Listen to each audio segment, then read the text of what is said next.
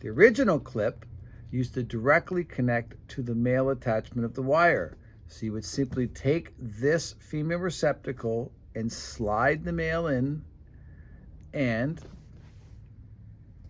the clip works. You would have to still moisten the inside of the clip in order to put it onto your ear. There is one flaw with this particular design, unfortunately, we are unaware of, that if you take the male clip and you press downwards, what happens on sometimes is the female can get separated here.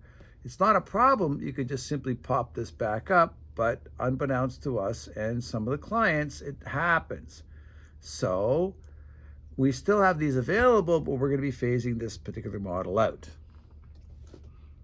The next model is this particular second generation. The second generation is a white ear clip, which has the female receptacle attached to a wire.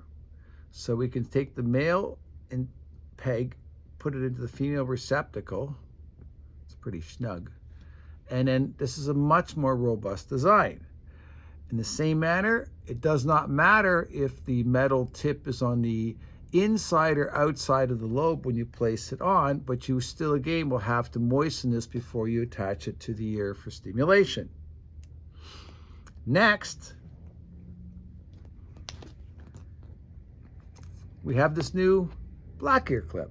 So the latest version is identical to the white version, but we just made it a little bit nicer and a little more expensive. It's the same cost, but it's a better ear clip, and it's black.